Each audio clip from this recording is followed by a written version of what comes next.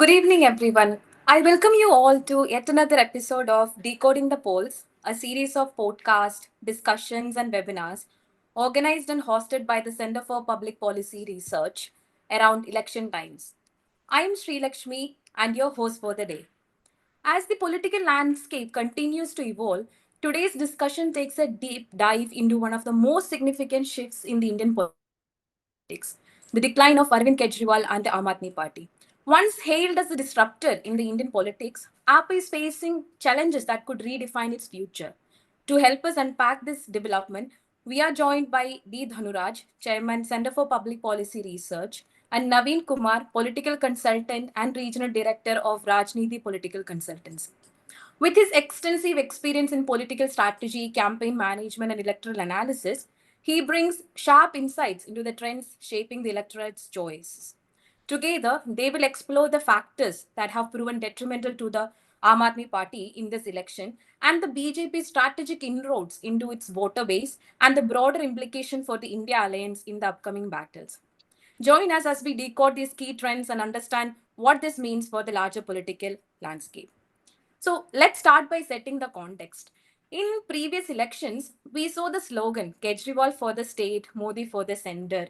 It resonated greatly with the voters. This balancing act seemed to work well for Aam Aadmi Party in the past.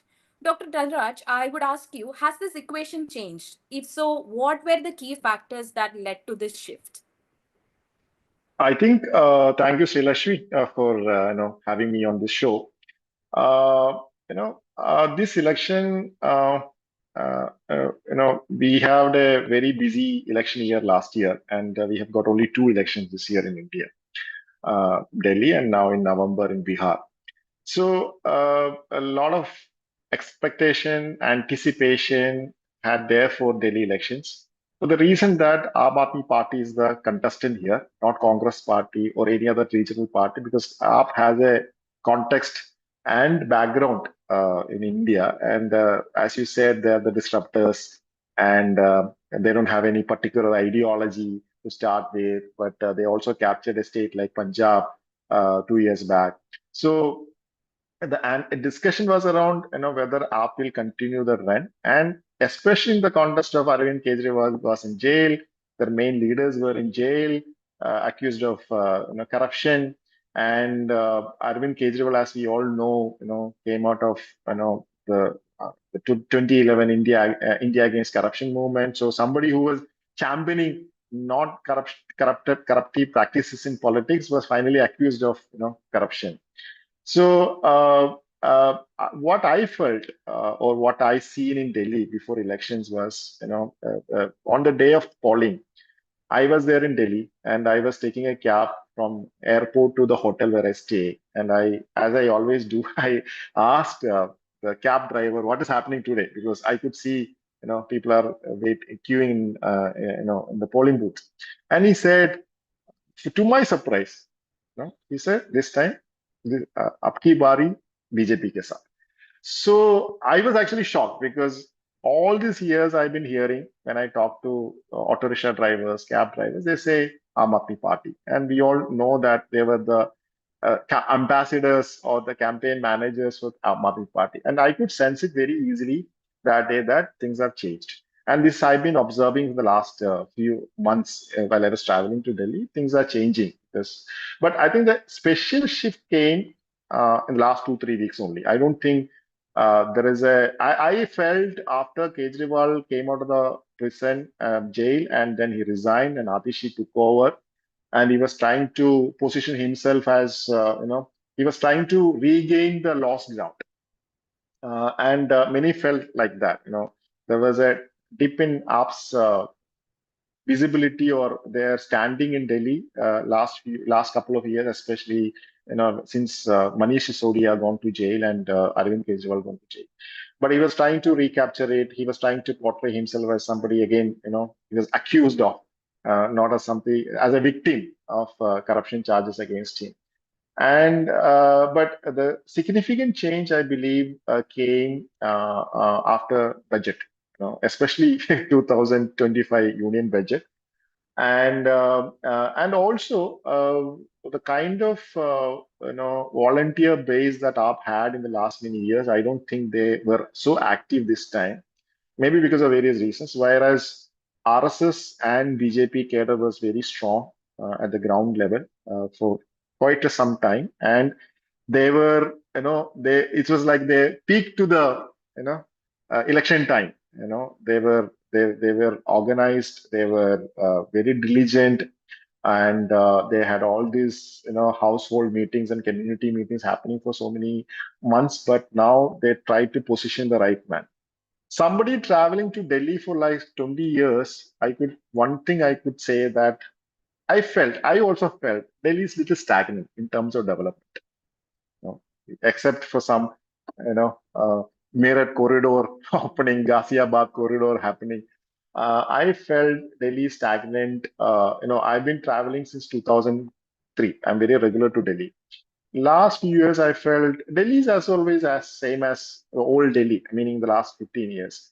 I think that struck the chord with the campaign run by BJP. That development is only possible if you elect BJP. And of course, they played their smart politics behind that, having this lieutenant governor and not helping our government to perform to a great extent. But that is what I try to write in my article also. There is a problem.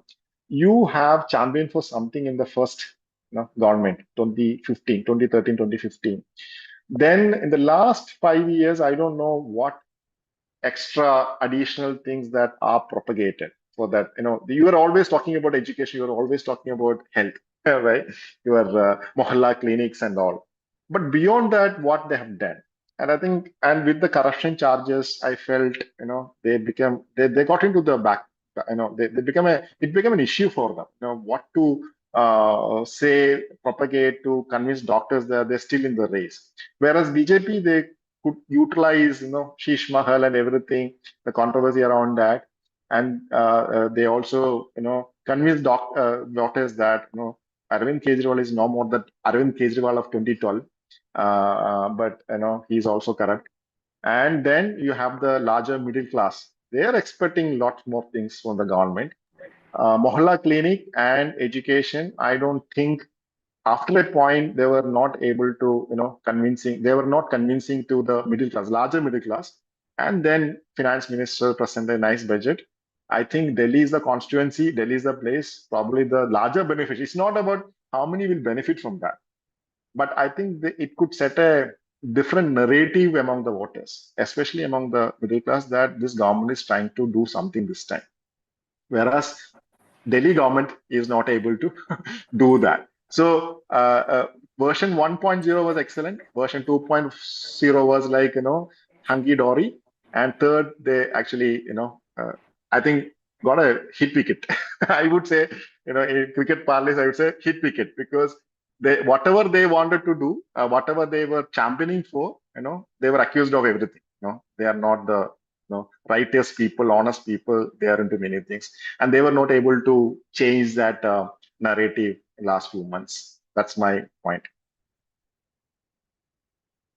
Thank you, Dr. Dhanuraj, for sharing your insights. So, moving on to Mr. Naveenji. So, taking cues from Dr. Dhanuraj, do you think, with the recent alleged corruption, liquor cases, the Shish Mahal issue, and is that only a recent phenomena, or has the anti-incumbency been building up over the years?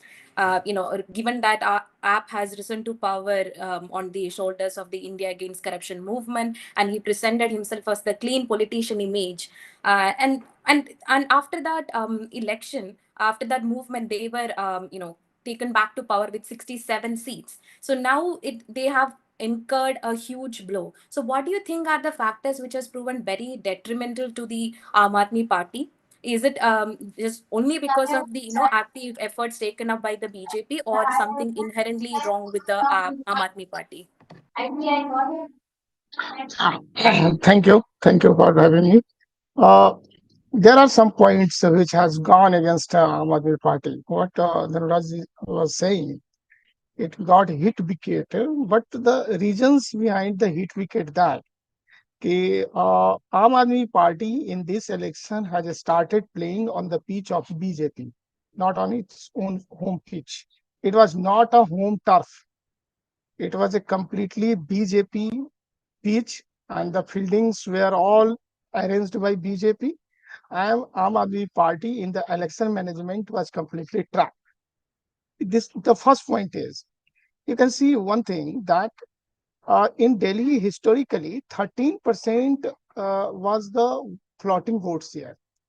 Yeah, during Sheila Dikshit, Madan Lal Khurana, Sahib Singh Barma, Sushma Swaraj, and then from Sheila Dikshit to uh, Kejriwal, roughly it was 10 to 13% floating voters. They would go particular side and they would have formed the government. That's the historical case since the inception of the assembly elections in Delhi. This time, what happened is 4% vote share of Congress has gone to 6%. This 2% increase in the Congress vote share is also a very big thing. We have to, as a data analyst, we have to understand why 2% increase, because you can say one classic example of New Delhi seat where exactly Pravesh Verma has defeated Arvind Kejriwal by that much vote, what Sandeep Dixit has taken that vote. Right? It is roughly 3,000. If Sandeep Dixit would not be a candidate, it means that Pravesh Verma would have defeated. So, beyond the narrative, we should also see the arithmetic. So, the 2% increase of vote share in Congress and 6% increase in vote share of BJP, right? 39% vote share BJP in 2020, and now 45%, right? So it means what? 6% is again 6% is a catch. Instead of having 13% catch, there is only 6% catch. The difference between Aam Aadmi Party and BJP is 6%, and that much 6% vote now Congress has. We have to understand it, right? So the data itself is telling that this is the failure of India allies. This is the first point. It's a very, very plainly clear. Right. Second point is what Arvind Kejriwal was known as a champion and crusader against the corruption and all. Whatsoever, I'm not going deep down into that, what happened and why he has gone to jail and whether he is right or wrong or corruption charges is right or wrong. I'm not going to analyze. But one thing is very clear. If he was arrested, he should have resigned from his post. Right. The same thing he was demanding from so many ministers and so many leaders at the start of making Aam Aadmi Party. He was criticizing, or his leader Sanjay Singh was criticizing that okay, Lalu Yadav has done this and that, and he had gone to jail, and then Rabri Devi became the chief minister of Bihar. So many things. He fired so many things and so many rhetoric against D. Raja, Sheila Dikshit, and all. So uh, if he was thinking that okay, I am framed, I am wrongly charged, wrongly arrested, but whatsoever, the remand has been given by the court to the police. The remand is not given by the government. So just to respect the verdict of the court, he should have resigned. If he should not have resigned, then it has spread a very, very wrong message, and that has completely reduced his image, even among the lower class. Middle class, among the middle class, his image is completely tarnished when the charges were leveled of corruption. But when he has not resigned, and he was doing some kind of the ruckus with the government and the LG that okay, this is false and that is false, but I am in jail and I will be the chief minister. So it was completely, no one can digest it that my chief minister is Arvind Kejriwal, who is now in jail. He's signing the files from the jail. This is the first example of India when the chief minister was signing the file of government in jail. So in that situation, this is the natural fallout, because if anybody whether it is in Kerala or in Delhi or any part of India. If someone is chief minister and signing the files in jail, he would have to lose. So this is my second point. Third point is every election, Dhanuraj, every election in India is fought on the caste line. You can't you can't reduce the election to the only rhetoric and narratives, because at the end of the day, on the ground, the caste is the most important factor. Kejriwal belongs to Baniya caste. And when he started the Aam Aadmi Party, there was no division like Purvanchali supporting Aam Aadmi Party or Uttarakhandi supporting Aam Aadmi Party. But one thing was very clear: Haryana-based Baniya caste, Punjab-based Hindu Baniya caste, they were all started supporting Aam Aadmi Party or Arvind Kejriwal based on the caste line. And they were thinking that, okay, uh, he's our people, and he's going to at least ensure the peace and secular things and all these things, and that will be much more helpful for the business. Right. In uh, in 2020, what happened? This particular support of the Baniya community and business community to Aam Aadmi Party was further cemented. Why? Because there was a spontaneous kind of the protest against GST. Everyone, everyone was completely very much pressurized, and they were thinking that why we have to pay 18% on anything. So the GST was not so much welcomed by the business groups in Delhi or in any part of India. And that's why his support among the business and the Banya group was further cemented in 2020 election. Right. And in 2020 election, one startling feature was also that Modi ji was campaigning, but Modi ji has not put his own kind of the guarantee or own kind of the prestige and something like that. What this time Modi ji has shown that was missing in 2020. So Baniya factor is the very, very most important factor. And this time, Baniya community uh, completely shifted to BJP. Why the Baniya community has shifted? But if you will ask the Baniya community, they are saying that it is my homecoming, it is Ghar Wapsi. Because traditionally we have been supporting BJP. Only for Kejriwal, we have given the concession that, but and now we have to see that, okay, Modi ji is also from Baniya community. And they, because they were completely detranced, they were not satisfied with the way Arvind Kejriwal was taking up the governance. So, and their businesses were completely hampered. There were so many people from this community shifted to Noida, Ghaziabad, and Gurgaon. There was no at all the progress, business progress on industrial kind of the environment in Delhi. There was no any investment summit, nothing like a service sector expansion and all these things. So this business community was thinking that, okay, this is a completely fed up situation. This fellow will not do anything that can helpful for the business. And Banya community has completely shifted the affiliation towards BJP. This is the third point. The fourth point is, okay, when you are talking about the separate communities like Purvanchali, Uttarakhandi, and all, this time he was missing the campaign sharpness in the campaign, particularly for Purvanchali community. And BJP has taken so many wagons and so many leaders from Bihar and Gorakhpur side and Purvanchal side, and they were started door-to-door campaign. Like I have seen in GK, I have seen in the New Delhi constituency, all the Bihar BJP leaders, all the Purvanchal Gorakhpur side leaders, we are just moving door to door. So the campaign in Purvanchali community was very sharp by BJP, and that was missing on the part of Aam Aadmi Party. So the entire Purvanchali means 80% Purvanchali voters shifted towards BJP. The fifth point is, you can, before adding this point, I'm just giving one anecdote that we have to notice one thing. Kejriwal has not campaigned in any constituency that is Muslim dominated. Like you can take example of Okhla, you can take example Mustafabad. he has never campaigned in this election. Why it is?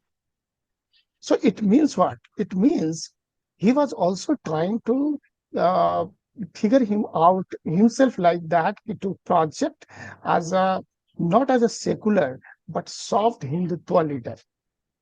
It means that at the start, what I was saying, okay, it is not his home turf. He has came to the just he has come to the BJP pitch. He just diluted his secular image and came to the BJP pitch. And if you are going in one stand-up comedian, he was saying that if you are thinking that okay, you are just sitting in a temple with a dhoti and janeau and all, but किसके सामने में ऐसा कर रहे हैं उसके सामने में कर रहे हैं जो पूरा त्रिफट्टा लगा के बैठा हुआ है so the factor is you are you are just pitching that narrative which narrative is completely monopolized by BJP. And that is the mistake.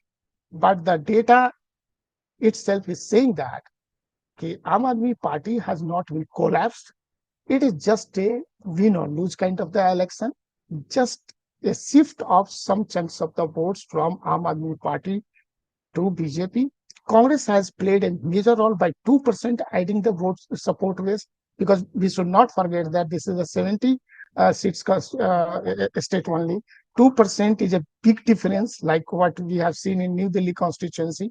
So, and generally, so many crucial constituency, you can see that like in Kalkaji, in New Delhi, 3,000 to 5,000 margin is the case of win or lose, right? So adding 2% vote share in Congress that has also played a big role.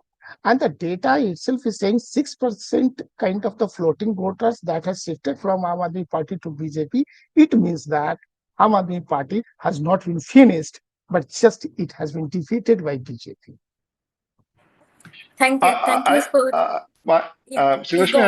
I have a question to Naveen ji. Now we are discussing 2% that made a huge difference in the outcome.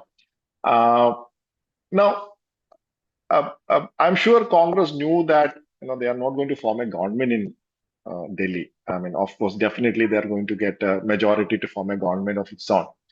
But my understanding is that they were hoping they will win 4 or 5 seats in Delhi, and and then they can play, they can play the game, and they hope Yes, that they will like in 2013 and all, AAP will fall mhm. short of the majority Majority, mark. yes. But now, after the election, I was actually thinking, when two things I read. One is in 2012 when 2013 when Sheila Dikshit was defeated. Mhm. I think in one of her interviews, I was reading that interview. Now she said, in Delhi, you have to defeat Aam Aadmi. She was so foresightful that time that she said BJP is not our opponent in Delhi next 10 years, and we have to fight and defeat AAP. And even if we are not going to form the government, but we have to consider AAP as our primary, opposition, opposition party in Delhi. Now, from that time to this time, I'm sure Sandeep Dixit is so happy. At least, he had a revenge on Kejriwal, one who defeated and finished Sheilaji's career, political career. But beyond that point, I was actually wondering what is now they lost their without see at the end of the day it's like cricket game whether you're winning Mm. by 1 run or 100 runs or Just 10 wickets. It's a victory is victory. Nobody's going to bother about what margin they won the match. So likewise here also Congress lost all the seats they campaigned, and Congress also in a dilemma whether they should, because my understanding is that in Punjab and Haryana elections, if they had worked together, probably BJP may not have won Haryana elections, assembly mm, mm, elections, because they mm. had not a significant, but this 3, 4, 5, 6 seats, they would have made a difference. Yes, So in politics now, my question to you is how these parties will work out their strategies, because what way they will work out their strategies, because I felt all of them are confused now whether they should come together and form the alliance to fight the elections, or we should take you as my yes. principal opponent and fight it out and then see how that works out. that way also I felt this election is very, very significant. In future Bihar elections also, I don't know how this will work out, but there is that is why I think Omar Abdullah said, you know, fir se lado. So how Mm. are you? I mean, as a political observer, how do you see what is the discourse now? What is going to happen in Delhi and in India? And I'm also of the opinion that with this election victory, BJP is very, very powerful. Probably the very, very powerful, unlike in the past, because they give a narrative that we can defeat anybody now. I don't know whether I'm right in my observation, but I felt that they are very strong. It's very, people realize that they are the only party in India they could win. So how do you look at it?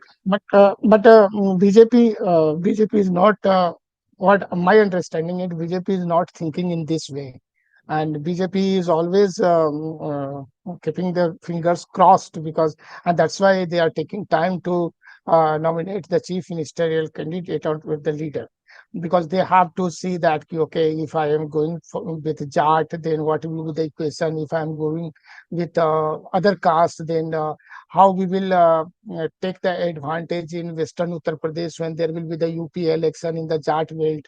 There was an allegation against BJP that there was a complete non-Jat consolidation in Haryana, and with the non-Jat consolidation, BJP won the election. So somewhere uh, there is there is no alignment with BJP narratives with Jat. So they have to woo to the same extent Jat community also. But they are not in a hurry to nominate one Jat leader as a chief minister. So why? Because they think that this is not a this is one start after 27 years, but it is not going to be ensured that okay, this momentum will be completely maintained. It depends on Kejriwal how he is going to take up further.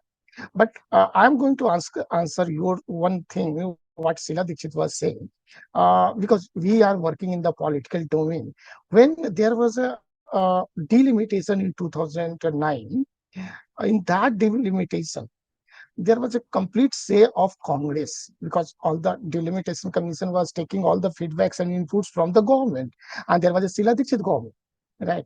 So with the inputs or the influence of the Sheila Dixit government and then LG, the delimitation has done in such a way that it is not advantageous at all for BJP,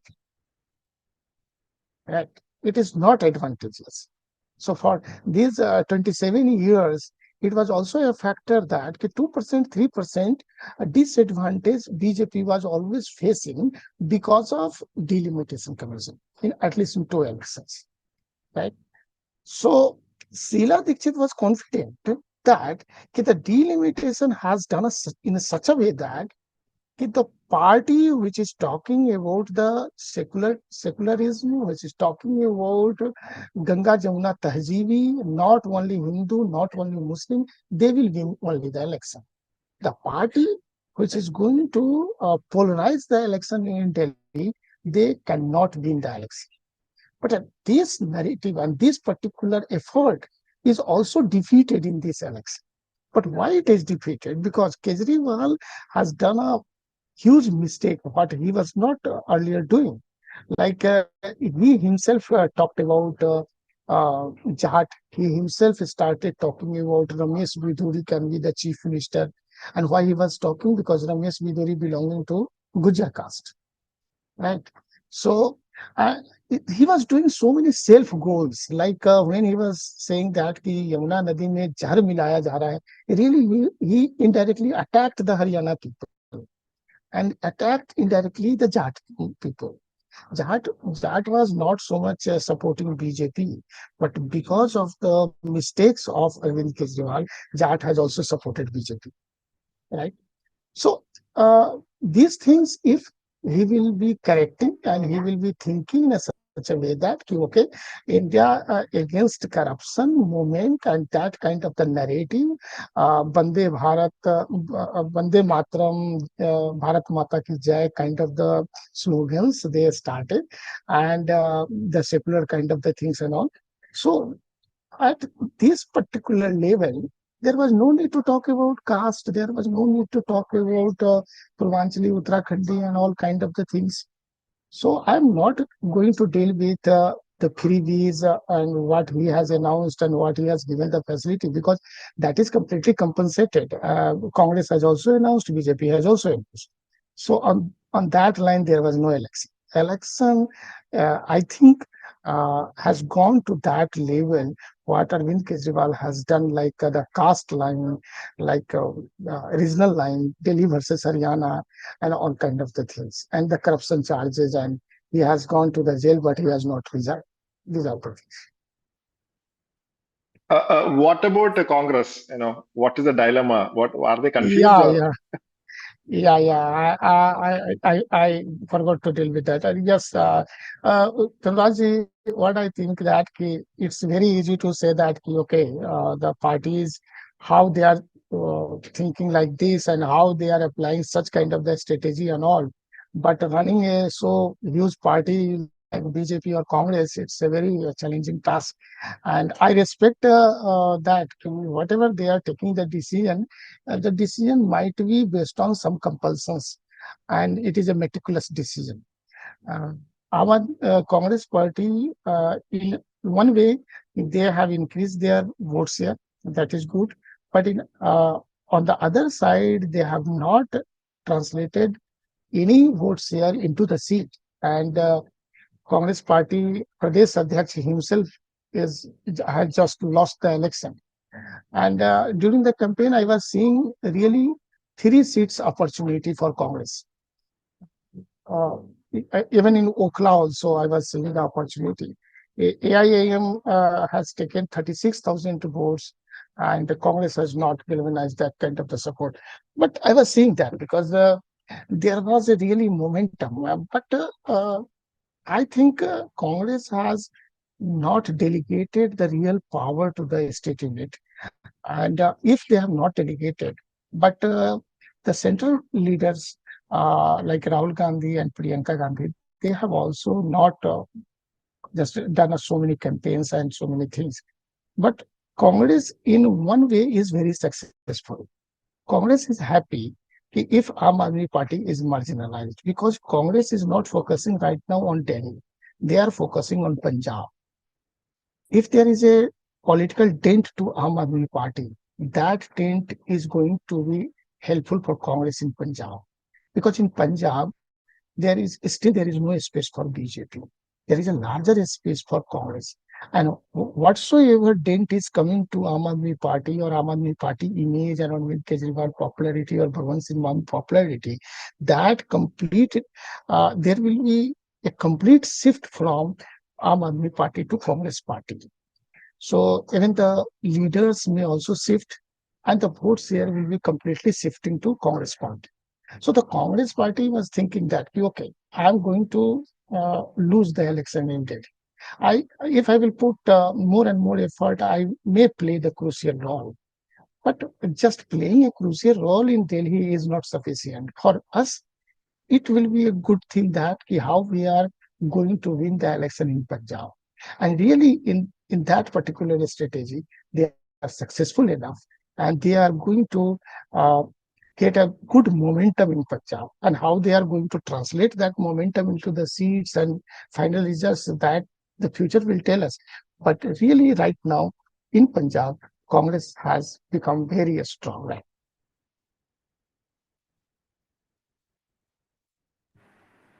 Okay.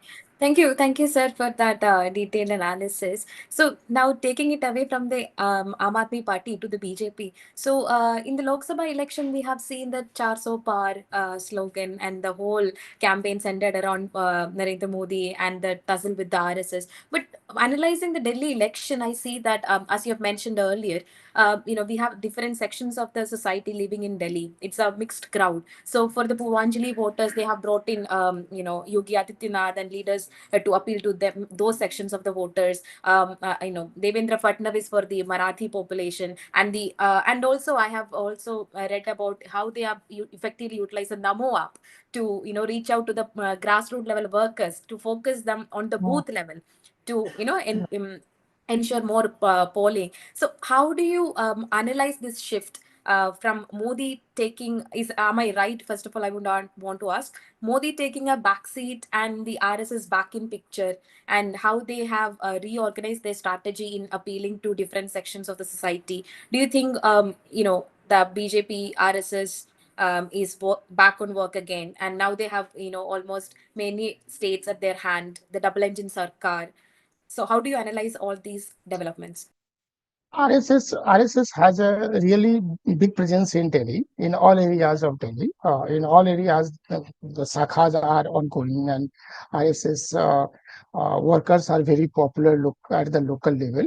But RSS workers are very much close and related to all the parties at the local level, with the Congress also and with the Aam Aadmi Party also.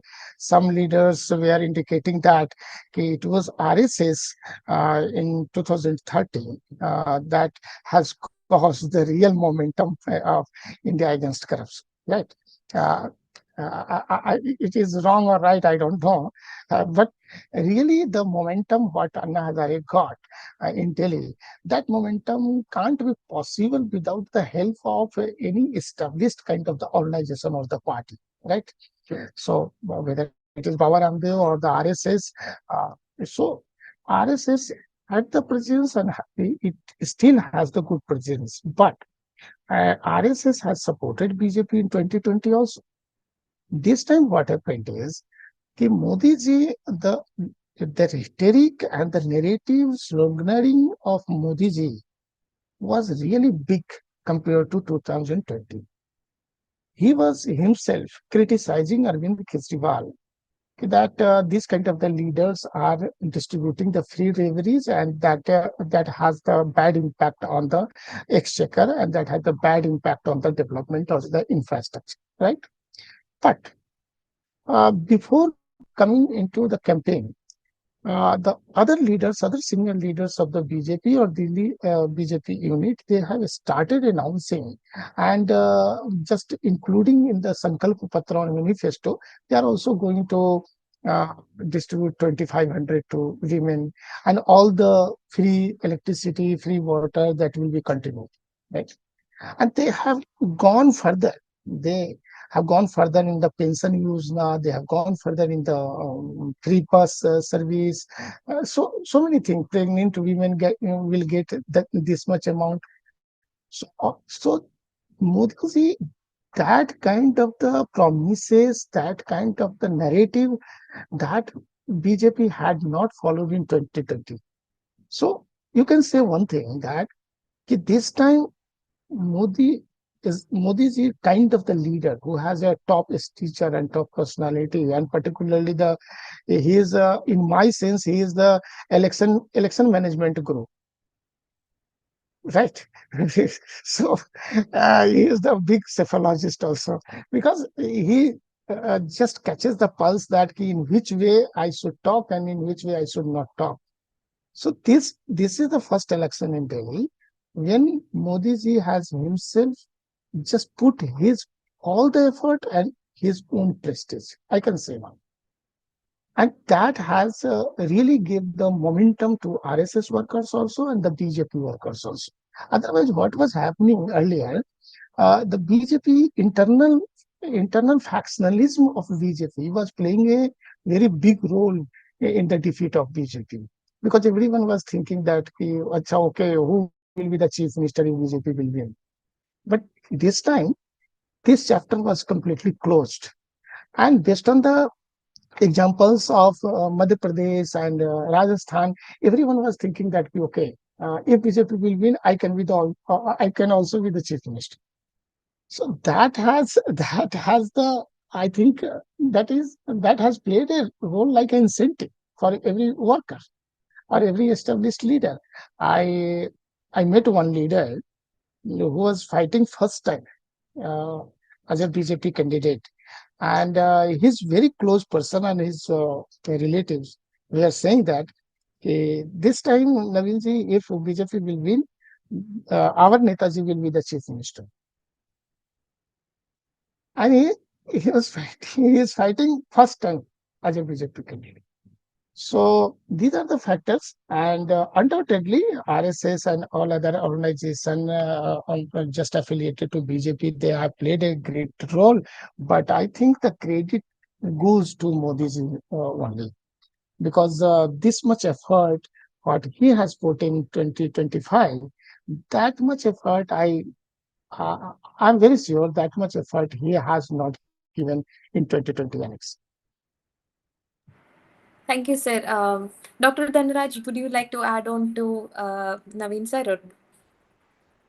No, I have a question to him. Uh, you know, as we discussed, even though AAP lost elections, they still, hold 44 percentage vote share.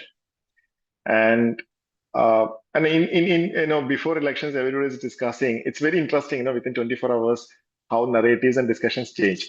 Before 24 hours, before the counting day, I mean, previous day, remember many were discussing. It's very difficult to catch up with the 15 percentage difference, right? But Uh, it uh, happened. So uh, my all these years while I observe elections, these numbers can uh, collapse anytime, even though you are still mm, having that 44 percentage. So how do you see what is going to happen in Delhi? I mean, since you are in Delhi and you've seen Arvind Kejriwal in close circles, what will be strategy now? He will work on so, that 44 percentage, or like you said, Congress will gain more as we proceed, and then the space of AAP will diminish in Delhi. But still 44% in a by it's not a triangular contest as far as I am concerned still, and yes, so yes, yes, so so so yes. 44% is a very very big share. I mean, it's not Big, a big, small one. Yeah. yeah. So what do you So what do you what I think? What was, is going to happen? what, yeah, what I was suggesting in at the start that this is the entire election is the play of 6% votes. Here. How? 43.57% of Aam Aadmi Party, BJP 45.56%, but 2% adding to Congress. Like Congress was at 4%, now Congress has 6.34%. So the 2% dynamics towards Congress, 2 to 4% roughly, or you can say 3% roughly, dynamics from Aam Aadmi Party to BJP. So approx 5 to 6% floating kind of the voters shifted from from A side to B side, from B side to C side. So at the max, we can say that this entire election is the 6% vote share gain, nothing else. And that's why I was saying emphatically that this is just an election, just a win or lose. Aam Aadmi Party has not been finished, right? Because 43.56% is a big chunk of the vote in Delhi Assembly election. And I see only one thing. It is the loss of Aam Aadmi Party because of its own mistakes, rather all the kind of the efforts what BJP has maintained in the entire election. One thing is that Modi ji persona, Modi ji effort, and other things. More importantly, is the Aam Aadmi Party own mistakes. That's okay. Here we both are settled, right? Now coming to the point, if there are two factors, one is how Arvind Kejriwal is going to handle the Punjab situation and how BJP is going to perform on the governance part. Right?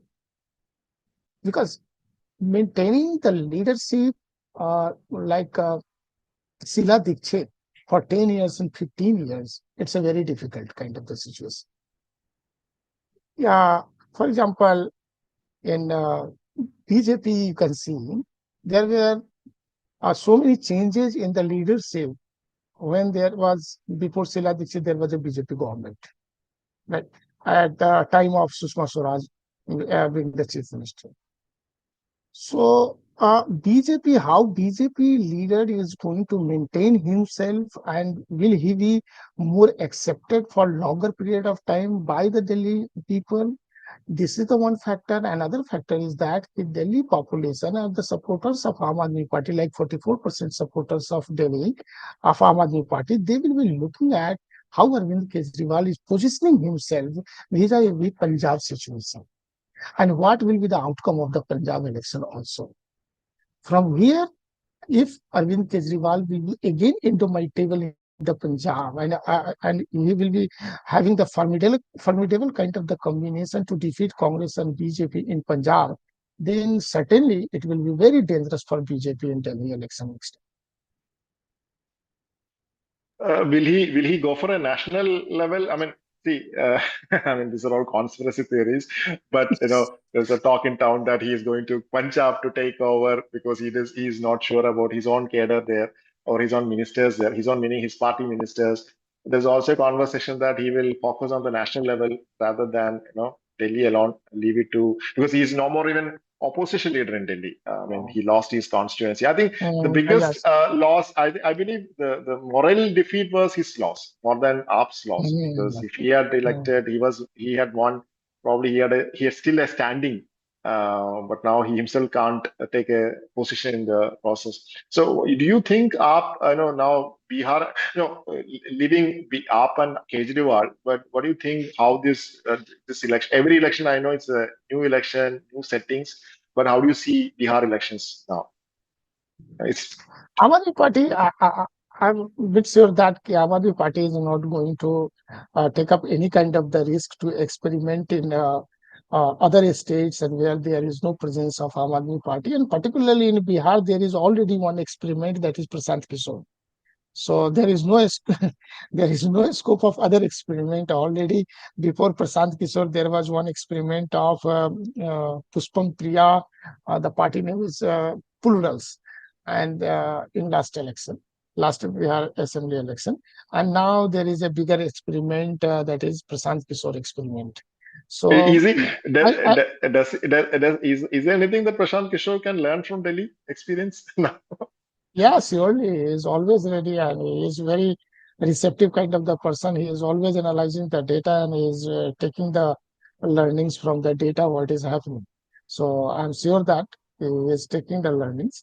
But one thing is very clear that what my sense is saying, uh, Arvind Kejriwal will be relaxed upon, and he is not going to interfere overtly in the Punjab politics. He knows that, okay, if I will go there, again, the brand Arvind Kejriwal will be exposed, because in one state already the brand Arvind Kejriwal is already exposed, not only exposed but defeated.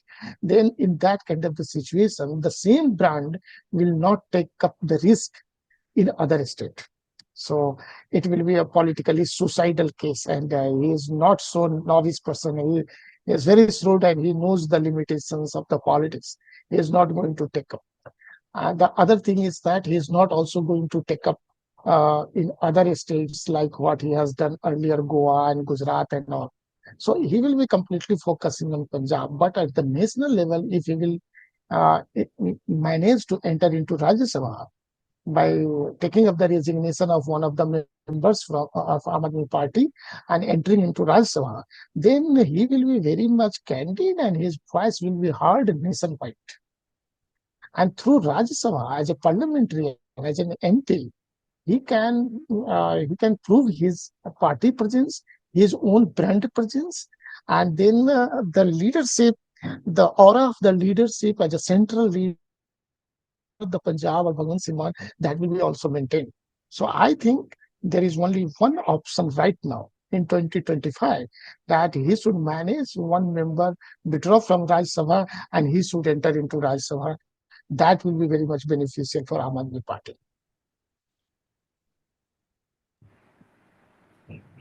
Thank you, sir, for the detailed analysis. As we have exceeded the time, I appreciate both your Okay. valuable Thank you. comments to the same. Uh, Thank you. uh, yeah.